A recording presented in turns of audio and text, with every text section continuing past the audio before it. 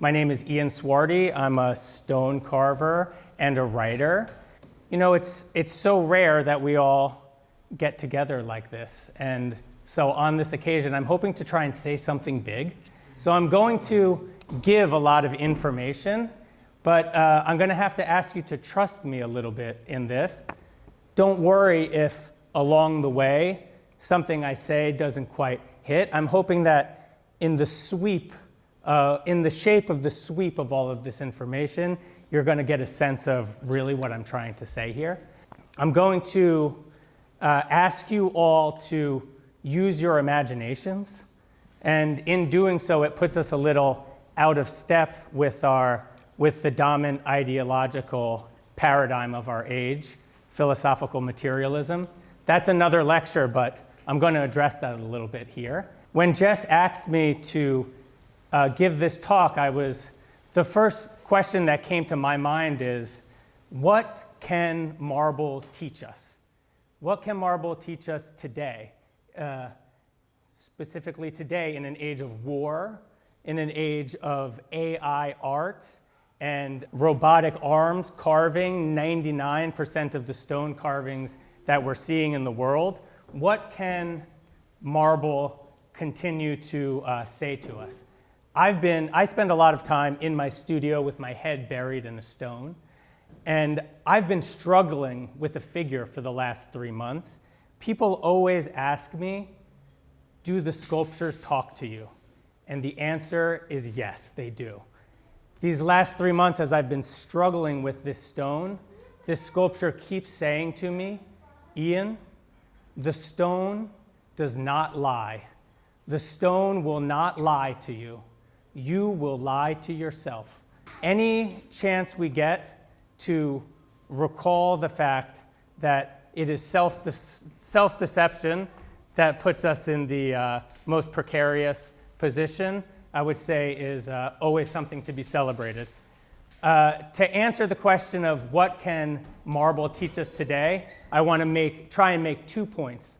I'm going to talk for about a half an hour and then open it up to questions. The first thing I want to answer is, what is marble? The second thing I want to answer is, what is art?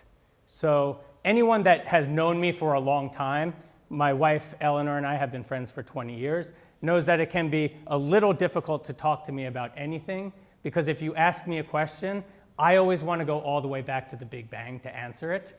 But today I'm going to ask you to indulge me a little bit.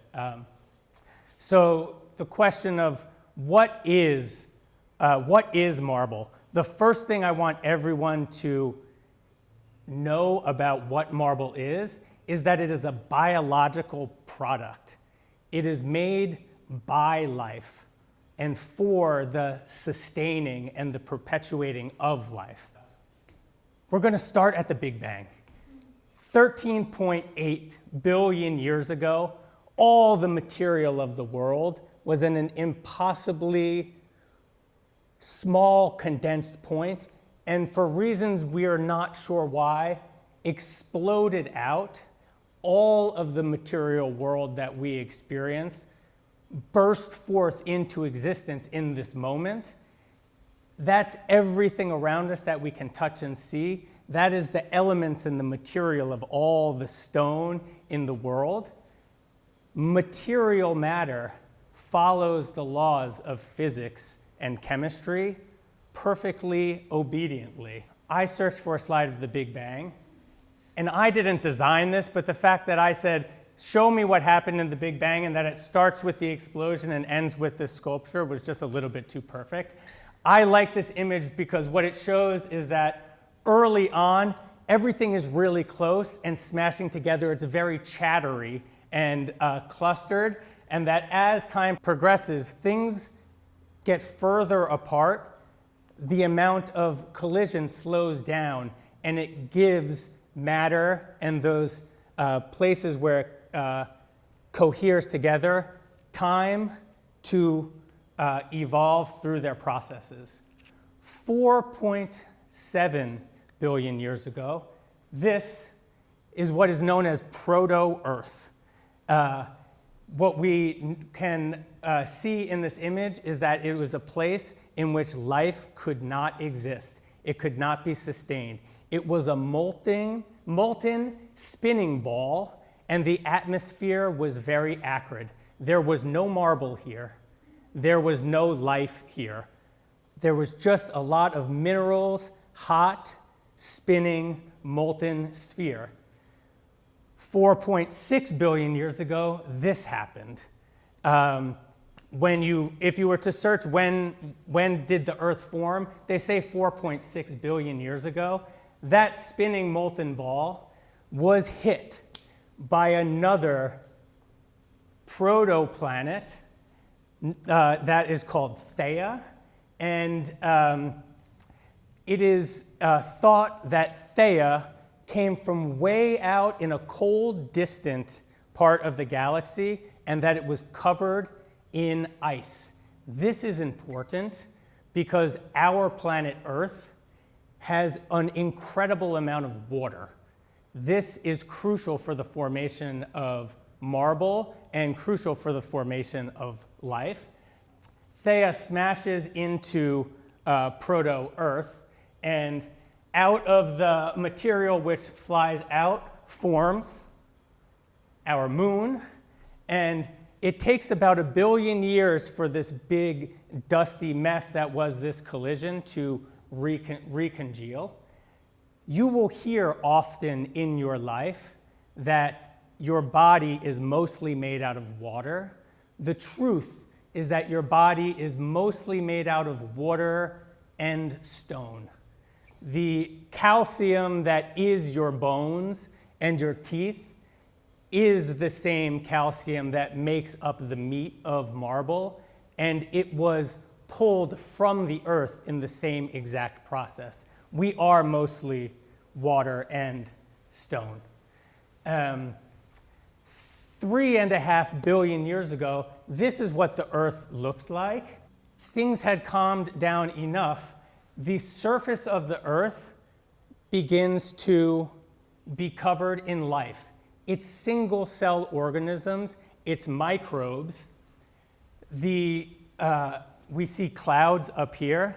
Basically, from 3.5 billion years ago until 500 million years ago, there's no marble yet. All there is single-cell organisms and rain. The single-cell organisms are breathing. What they are doing is just putting an incredible amount of oxygen into the atmosphere, and as it rains, the rock that was the surface of the earth, all the granite, which is full of all the materials, it's raining onto them, and the calcium is being pulled out of the stone and run down into the oceans. So for 3 billion years, there's not a lot of action going on. It's really raining, and the microbes are breathing. If we were to back engineer this process, if we were to say, why is this happening? The only thing we could really come to is that the stage for more complex life is being set. In this early stage, we can't have complex life yet because all the minerals are locked in the stone and there's no oxygen to breathe. But for 3 billion years, the simple life breathes oxygen into the air, and the rain pulls the minerals that we need to build our bodies out of the stone. There's no marble yet, but 500 million years ago, they call it the Cambrian explosion. It all really happens in the ocean. The 4 main branches of life that create everything from trees to humans to viruses, these are genetic ancestors spring forth all in this moment.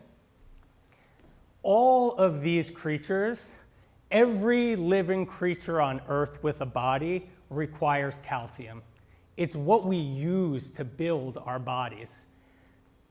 In the Cambrian explosion, what happens is in these seas which had been completely becoming mineralized by the rain that is happening, all of these creatures begin to grab the calcium out of the water and build bodies for themselves. They build shells for themselves and skeletal systems. It happens on coastlines because it's warm and there's sun, and the rivers are just flowing these minerals out into the sea there. All of these animals are pulling the minerals out of the water and building these bodies for themselves. And in that way, they are consolidating those minerals. Over millions of years, as these creatures, as these corals and shelled creatures live and die and go through their life cycle, their bodies pile up on the bottom of the sea and form a layer of these minerals, of this calcium and everything they've pulled to them. That slurry of bodies is what marble is. At first, all the life is in the sea because that's where all the minerals are. As their bodies pile up and the continents push together and pull apart, the big slurry of calcium and all these minerals that they have pulled to themselves get pushed down into the earth and cooked with heat and pressure and turn into stone. As the mountains raise up, these mineral layers get folded into the earth. When you go to your tap and you turn the water on, it's there because all of our water on land is being held in limestone. It's being held in these big slags of marble. It's porous and it's mineral rich. Life can't just form on a slab of granite. It's because there are these big pockets of mineral-rich limestone full of water run down in streams and make terrestrial life possible. We don't know exactly why this process is happening, but if we were to back engineer it, one would have to say it is to set the stage for more complex life.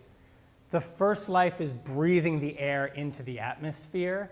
And this process of life and death and the consolidation of the minerals are what is necessary for terrestrial life to exist at all. This is a quarry where I get a bunch of my stone. In the sculpture Forever Tears outside, there's a big piece of gray marble from Vermont, and it came out of this quarry here. And in that same way, this is where all the water from New York State comes from. This is where the marble that I am carving comes from. And I really want to emphasize that what is marble? The answer is that it is a biological product. And what is it doing? It is participating in producing the conditions by which we can have life here on Earth at all. That is my first point. If we can just hold on to that fact of what is marble. As I had said, first the life is in the water. It sets the stage for life to be able to evolve on Earth. And we eventually get to this slide, which this is us. And the second thing I wanted to talk about is what is art? And to answer that question, the first thing I want to say about that is that art is a specifically human endeavor. Before I was carving stone and before I was making art, I was studying cultural anthropology at Hunter College. When I got into stone carving, it was exciting for me as it confluenced these two great passions of mine. Something that I want to have us all know about really all large primates, but also large primates includes us, is that all large primates have a group size of about 30 to 60 individuals. This is almost a genetically imposed social circle. I remember when I was like 8 years old and I learned about Africa. I was like, it was here on the South Shore of Long Island. I'm at elementary school in Babylon, and they're teaching us about the cycle of life and about the birds eat the bugs and they lay the eggs, and the snakes eat the eggs, and it climbs all the way up until you get to lions. And I remember learning about lions being at the top of the food chain and being like 8 years old and being perplexed and thinking, if lions have no predators, if gazelles are essentially cheeseburgers running across the savannah, why, if given enough time, is it not all lions? I couldn't understand what could limit the size of a lion pride if there was just food everywhere and they had no natural enemies. The answer to the question is social. It is their social structure that limits the size of their group. Because their dominance hierarchy has them competing, it makes their bodies very efficient, and it makes them very good at performing their tasks, but it also limits the size of their group, the social structure that they have. This is also true for large primates.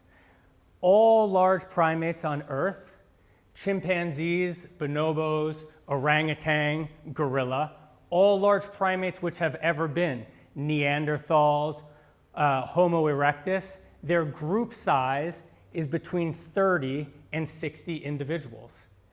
That group size, like the lion group, was limited by the social structure, by the dominance hierarchy. The fact that we find ourselves in groups of thousands or even millions is a transcendence of a genetic limit on the group size. There's no other example of that ever happening by any other species on Earth. And the big question, I would say, for really what is art, it answers the question, how did we transcend this genetic limit of our group size? I like to call it the Neanderthal wall. The Neanderthal line is basically here. Red are the Homo sapiens. This light mustard, Homo erectus, and this darker mustard were Neanderthals. The Neanderthals were dominating this entire part of the map from before humans even showed up onto the scene. Human beings, Homo sapiens, have existed for 300,000 years. For 260 of those, we could not get out of East Africa. We were there, and there is evidence that we would try and push up out of Africa, but that we couldn't get past the Neanderthal line. Neanderthals were bigger and stronger. You'll go to some natural history museums, and the images that they have of Neanderthals look almost like dopey human beings. But I've been reading some guys who would point to you thinking more of like orcs from Lord of the Rings or something. Something a little bit actually really scary to run into. But what we have to remember is that all large primates have groups of 30 to 60 individuals. This is true of the Homo sapiens and the Neanderthals. A group of 60 humans can't get past a group of 60 Neanderthals. For 260,000 years, we tried. What happened 50,000 years ago that allowed us not only to cross this line, but to populate the entire globe? 50,000 years ago, All of these things come into human culture at the same time. Sculpture, painting, pottery, clothing, symbols. All of these things are really part of a package, which I like to call it symbolic technology, but I'm going to keep going a little bit with my points here. This is a Neanderthal toolkit. They had tools. They shaped stones, but what Neanderthals did not have was technology. They sharpened stones. They had specific ones for scraping hides and smashing skulls, but they never tied a stone to a stick and used it for a third action. And to say their group size never exceeded 30 to 60 individuals. They never carved stone into a form. Basically, human beings, sculpture, painting, symbols, musical instruments. At that moment, we see human groups grow to a size of about 200. With sculptures that look like this, human groups grow to about 200 individuals. 60 humans can't get past the Neanderthal line. Once human groups grow to about 200, they can just walk through every single group of 60 Neanderthals. Within 10,000 years, there's not a single Neanderthal or Homo erectus in the world, and human beings have basically populated all of Eurasia and Australia. And once the Ice Age made it possible, we marched right over into North America and are basically dominating the entire world. This is the oldest painting that survives. We should assume that they were everywhere, but that most of them got washed away in the rain. I love to think about this because even yesterday in the Times, there was an article talking about how they thought that perhaps Neanderthals had done these cave paintings. I just want to put forward that this was absolutely done by human beings. We see the hands, we see the red pigment used for painting. This is about 10,000 years. They want to say that this is made by Neanderthals. I want to put forward that this is the evidence that Homo sapiens had showed up. If you're seeing painting, if you're seeing sculpture, if you're seeing symbolic culture at all, you know that human beings had created it. Every time I teach a class of undergraduates, I always start it with this image.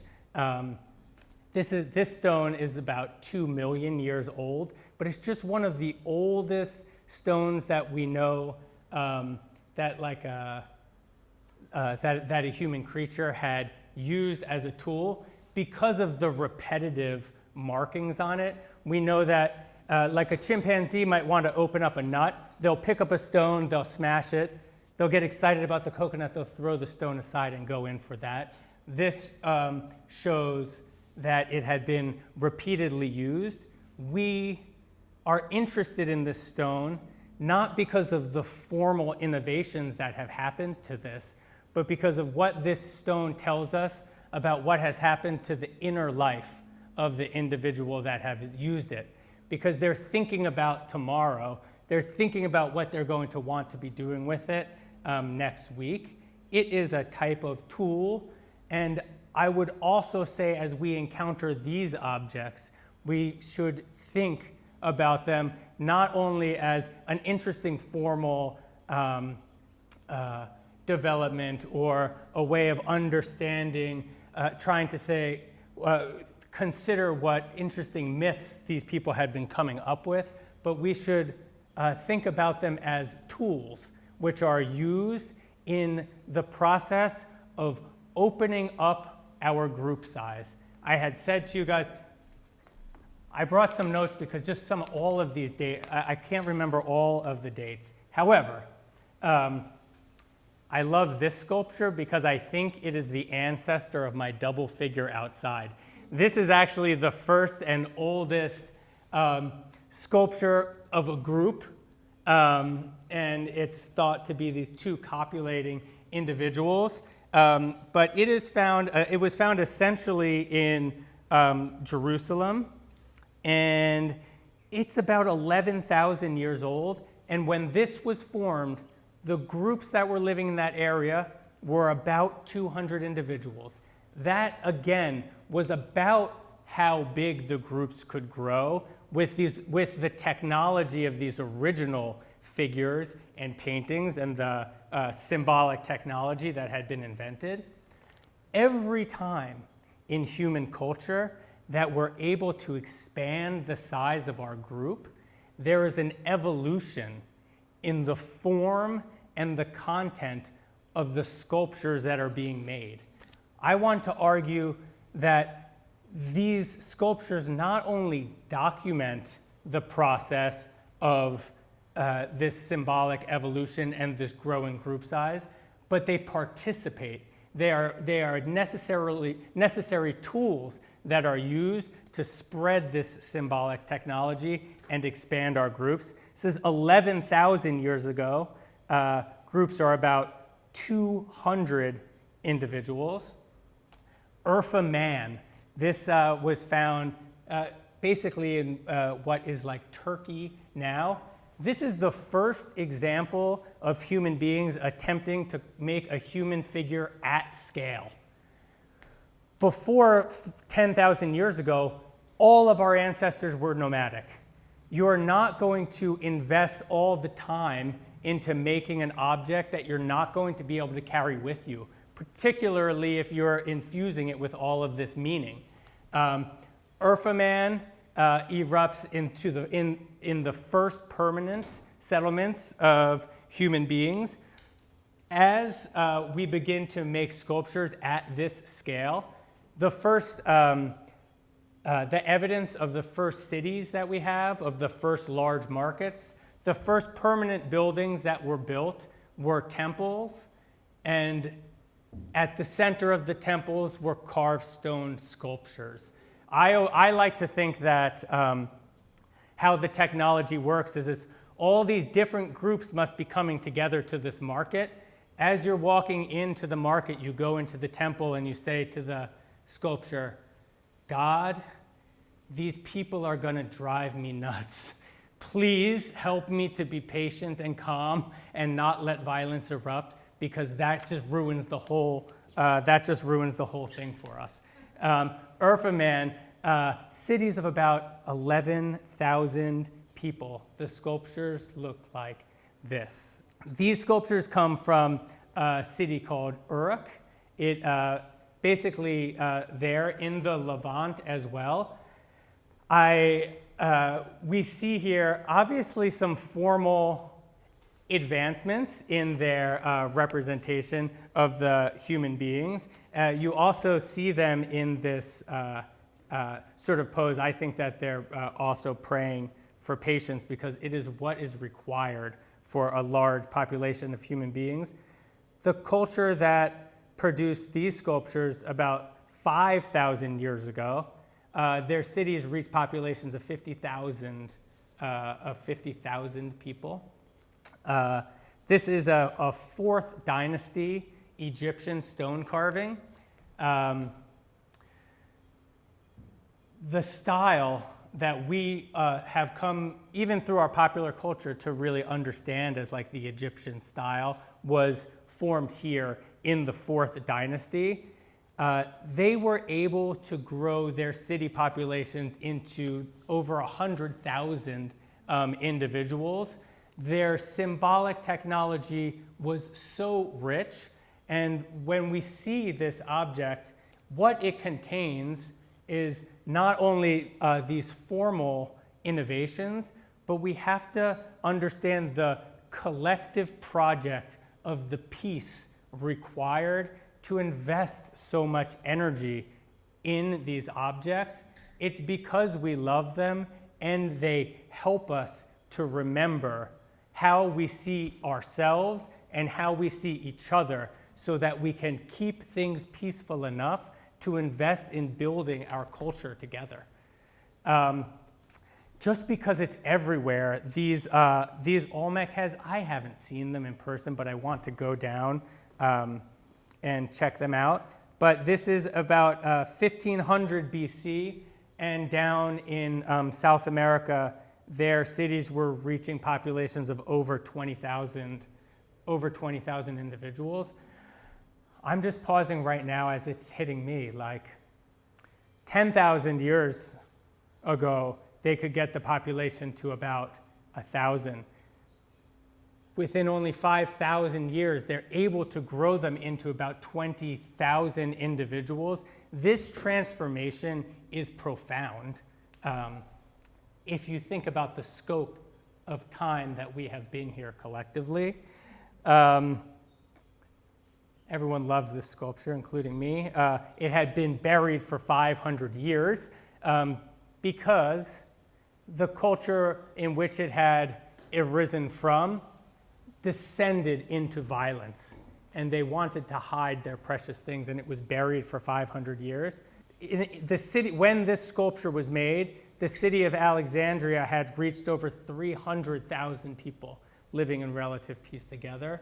It is not, this sculpture doesn't just mark in time that cultural achievement, but the presence of art like this participated in allowing for that situation to erupt at all.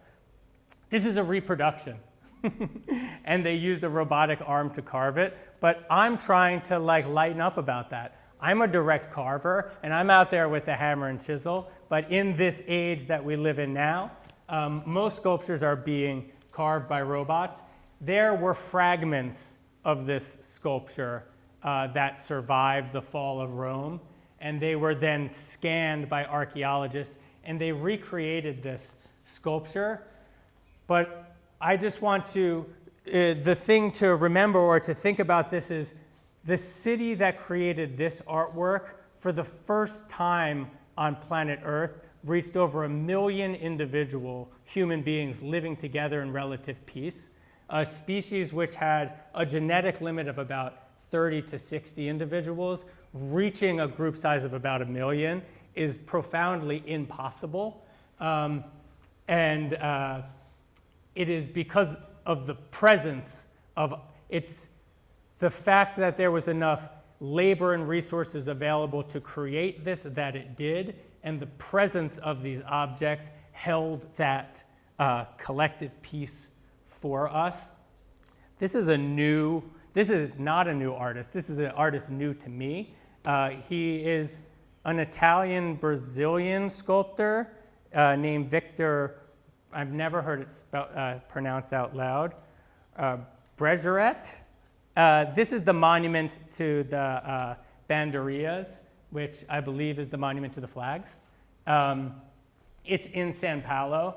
When this sculpture was built, that city had reached a population of 2,886,000 individuals.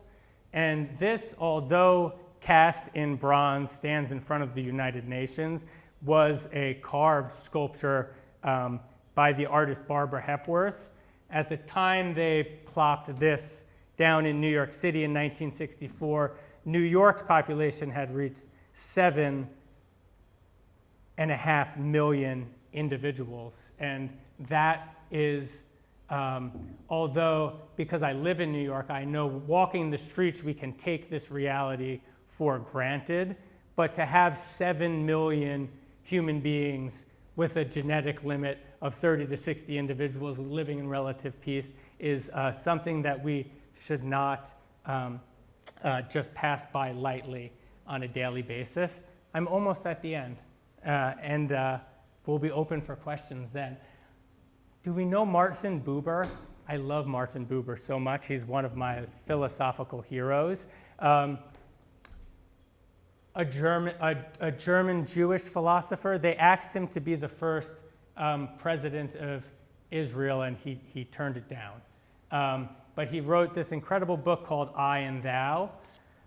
what I love about his philosophy, it's rooted in the encountering in a natural landscape a broken marble pillar. And Martin Buber really, anyone who's ever been to marriage counseling, really, or therapy in general, a lot of it actually comes from the philosophy of Martin Buber. He come up with this idea of will and grace, and that in an age where philosophical materialism was the dominant philosophy, saying that the way that progress was made is through dialectical antagonism, where progress is made but through argument and combat and conquering the opposing idea. Martin Buber puts forward dialogical thinking, in which progress is made through dialogue and understanding, and the first requirement is that we accept the full humanity of the other, and before we can do that, we have to accept the full humanity of ourselves. Martin Buber was wandering in the countryside by himself and walked up upon an ancient broken and cracked pillar. And in it, he knew the scope and the scale that the individuals who had created this object had been functioning at, that it took a whole group of people to extract this stone, to shape the stone, to conceive of a building, to raise it, and he was humbled by the extent of this human effort, and in that moment found his own humanity. You know, the Neanderthals were for that whole part of Europe, this stands in York in England, for 300,000 years, and they never stood a large stone up. If you go anywhere in the world and you see a big stone erected, you know that human beings had done it. We have to remember the Neanderthals never got past the 30 to 60 individual line. They didn't have the power to put together a group of people to engage in what is even the most basic act of human culture and humanity, which is to erect a fallen stone. I've had the pleasure of going to this part of the world and encountering a lot of them, but contained within all of these objects, we must infer that there is all the cultural effort and the human organization that was required to get them up. I was saying earlier that the material matter of the world follows precisely the laws of physics and chemistry.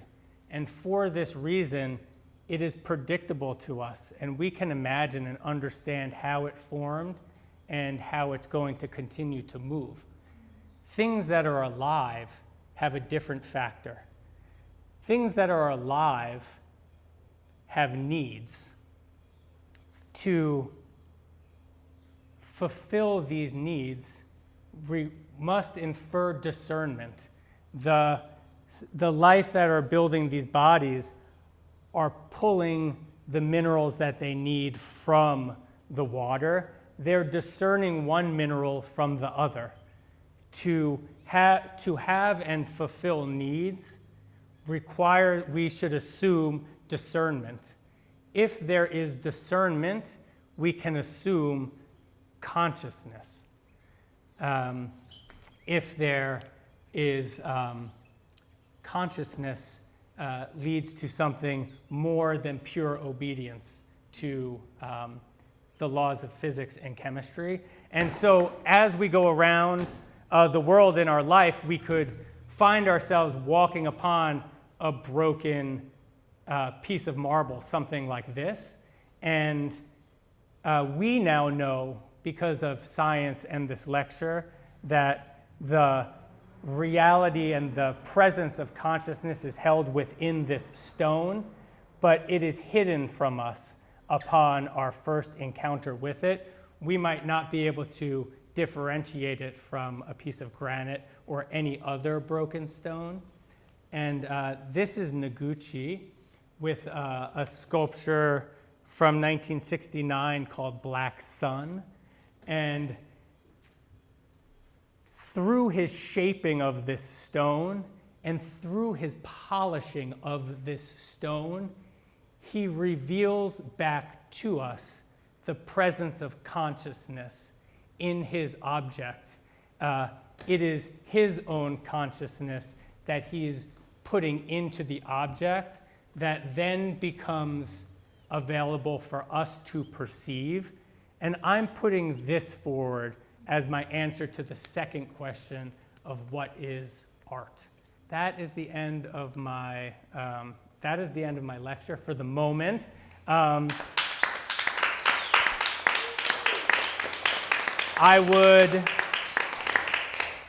would love to answer any questions that anyone might have, and or also we are encouraged to go out and check out the sculptures that are still here on the property for another 3 weeks. We can put our hands on them and talk about that. Does anyone have any questions based on what I just said?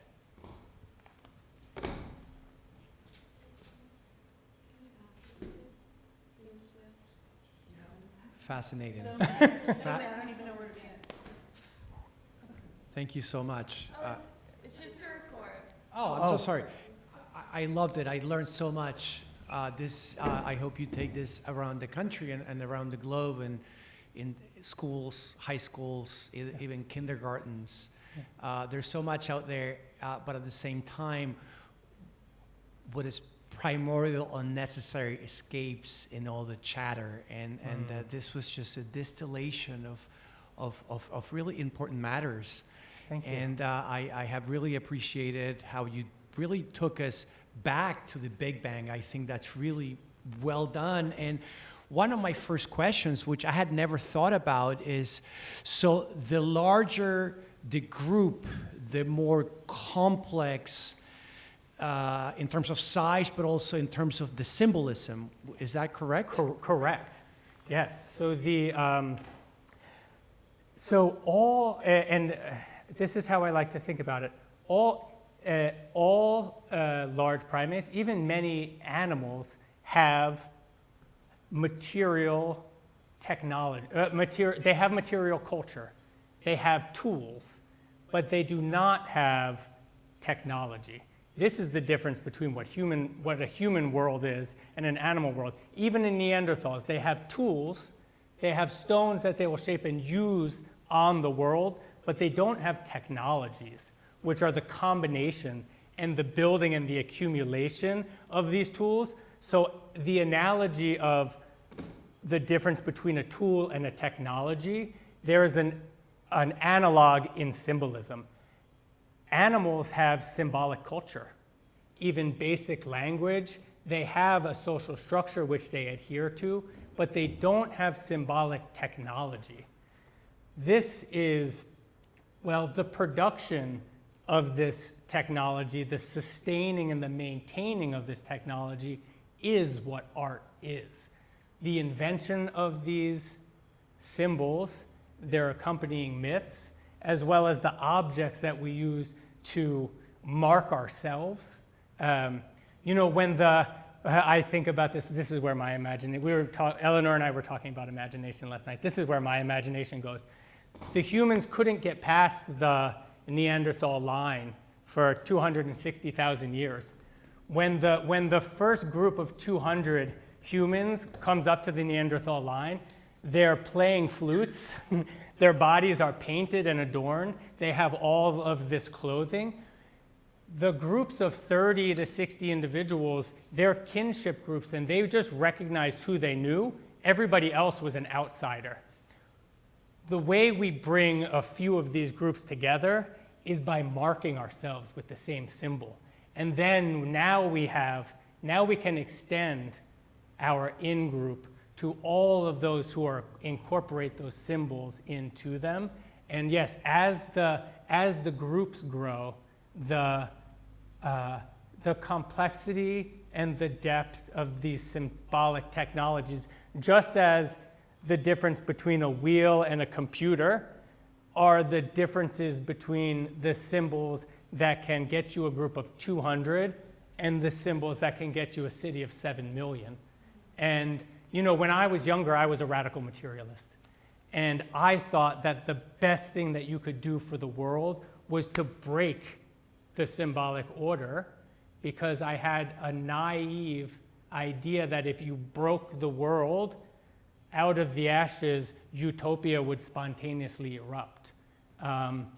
But if we look at it differently, actually, and understand that the peace is only held by this symbolic technology, as it degrades, we see degradation in our culture, and it is to create, sustain, and maintain this order is the function that we need to be performing if we want things to stay good and to even get better.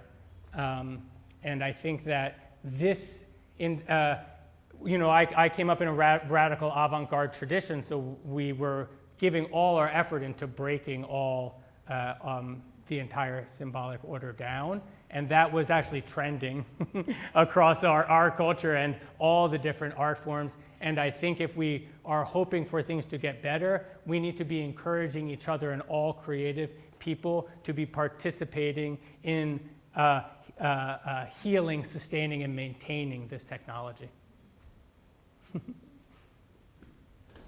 I'm sure in your anthropological studies you've looked into the Aboriginal art forms and how, you know, certainly how they were able to create the dream time and come up with these philosophies. But what I'm reminded by is that all of the cultures who lived by the shore, who had ready access to food and I guess maybe streams that were not salty and they could survive, have beautiful, beautiful art, and their culture artistically flourished. But if you go to Uluru or into the interior, their entire job was looking for water, and they might walk for a day and find a plant that had a drop of water in it, and they had innovative ways of setting water traps and things like that. But their entire culture was about searching for food and finding fresh water. And at the same time, they still had rudimentary art skills with sticks and making pigments and things like that. But the juxtaposition between the interior art and the art on the shore was vast. Right. With different colors, different access to different minerals and different pigments, and it's just, I'm sure you've studied that. And yeah, and I think sort of as you were getting at, it is it's a surplus of time that really allows for a more richly complex culture to erupt. Although I want to say there that I believe anywhere that you see a group, anywhere where you see groups of human beings existing that are larger than 30 to 60 individuals, and that's all human groups, by the way, that you must infer that there is symbolic technology present, and that the root of all of these symbolic technologies are the recognition of the dignity of the other. It's required to expand the group size, and so a lack of materials and time may leave for what looks like a flatter culture, although I would say all human cultures possess the seed necessary, which is the acceptance of the dignity of the human being. And for that reason, I find them all to be sort of universally beautifully interesting.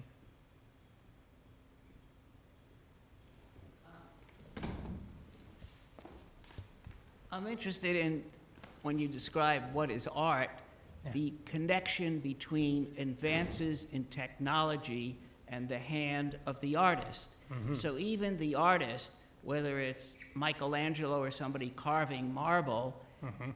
technology, improvement in the tools, in the steel, in the chisels, he created this thing, and then technology, then they added something else that took the dust out of the way and something else. Yes. Now, if you could program a computer to carve something, so actually the hand of the artist may not touch the stone, Right. is that still art? So when you say, what is the art? Is that, the market might look at that and say, well, the hand of the artist wasn't really there, so we're not going to evaluate that much. But the artist may look at it and say, I created that. That image is in my head, and I created it, and I just programmed this new technology to create it. So I'm not sure you answered the question about what is art, because it's really, it's a little, you tried to simplify it, but it's not so simple. I love you, and I love that question. And I said earlier that I had dropped the third movement from this lecture, which was going to be what is direct carving. And perhaps you're familiar with John Ruskin, one of my favorite art critics, maybe the first modern art critic. He wrote an incredible book called The Stones of Venice that I think talks specifically to this point.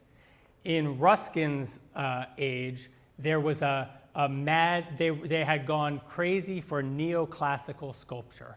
So they were putting all of their politicians and dressing them up in togas and putting them on the corners of their buildings, yeah? Those sculptures were actually not being carved by the hand of the artist. The artists were making small clay models and then sending them to a workshop and having sort of the work of the carving outsourced for them. Ruskin's walking around Venice. He's seeing classical sculptures, which have an anatomical correctness, and he's seeing Gothic stone carvings, which have a crudeness to them, which the people in Ruskin's world looked at the Gothic artwork and they were like, it's just poor, it's just bad stone carving. If they had gotten their stuff together, they would get back up to what the Greeks had been doing. Ruskin looks at the classical sculptures and he says, the people who carved these sculptures were slaves. The artist came up with this form, and then they hired slaves to directly copy from this image into this stone.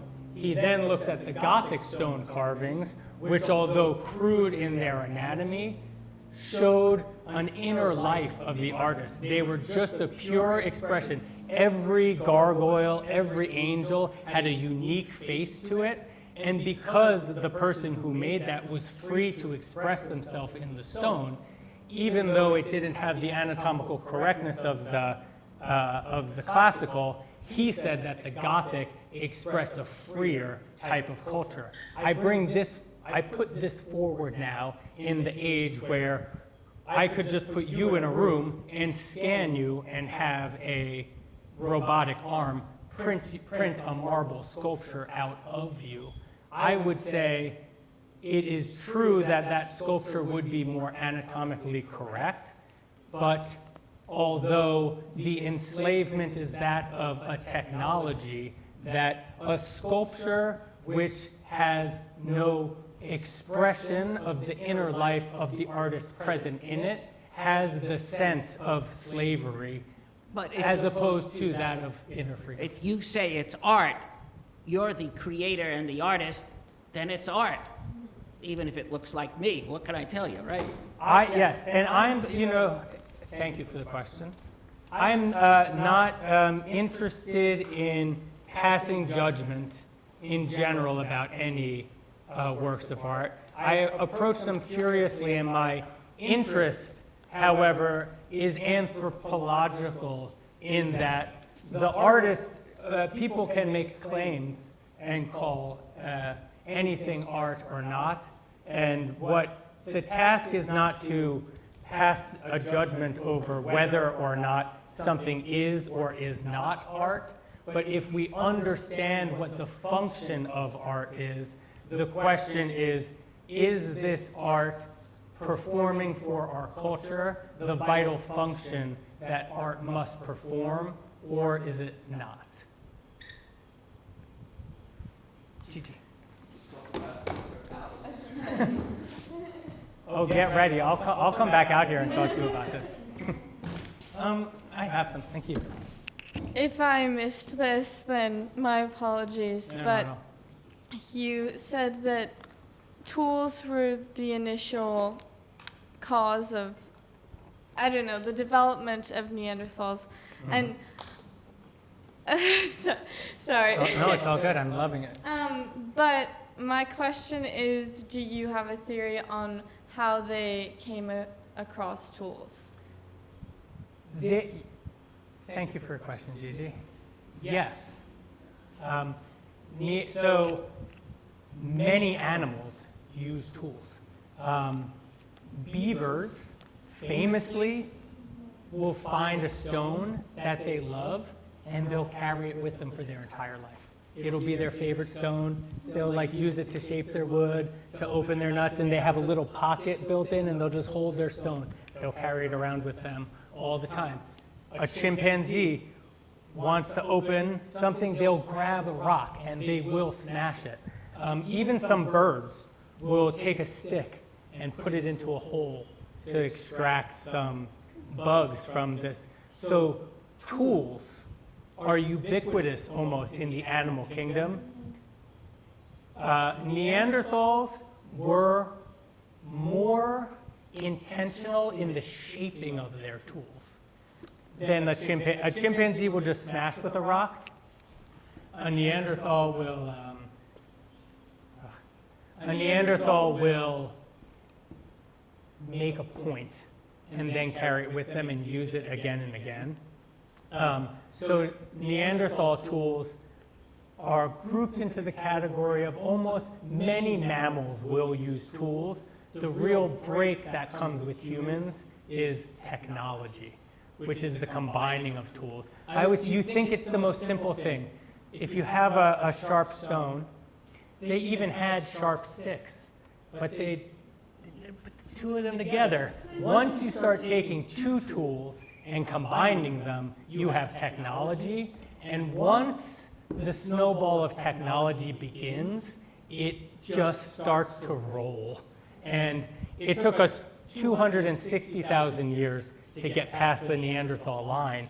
It took us like 5,000 years to go from like the plow to like the skyscraper, you know? It's like once it gets going, if you can hold the piece, if your symbolic technology can extend a sphere of peace, then technology can really advance. But if you're seeing advanced technology, material technology, you have to infer a very rich and dense symbolic technology that's laying the field for this to be able to erupt within. I think my question was more so, what was the shift? So like, how did they, How did the Neanderthals do it? You know, what is it, Sandy? So, so much of early tool advancement, and this is for the stone carvers in the room as well, has to do with the available stone. Different stones break in different ways, and where the Neanderthals were inhabiting, there were huge pockets of very shattery stone.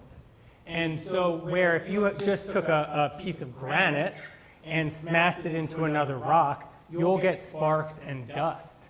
But if you get if you have a flaking stone, they don't know. A rock is an Easter egg. You need a tool. You need to smash something. You take up a rock, but depending on what type of rock that is, you'll get a different result. Where the Neanderthals were living, they were finding these stones and they smashed them, and you end up with a sharp edge because there are these shattering stones. And they began to realize rocks that look like that, when smashed, get you this edge. chimpanzees never figured that out, or they never remembered it. Once the Neanderthals started doing it, you just find all of a sudden there's just an incredible record of, you would just find these things all over the place. And then as, well, especially when human beings come around, we begin to get technical innovations, and it goes from a rock that just has one sharp side to a rock that has two sharp sides to one that has four that make a perfect point, and then you have an arrowhead, and it really is just the whole. Does it answer the question? Yeah. It's really, I would say the internal qualities of the available stones had a lot to do with the emergence of that technology. Thank you so much. I Yeah. never thought about it like that. Yeah. Yeah? You know, yes. It's technology, you know. Neanderthals had sharp sticks, but they never had, I'll tell you something.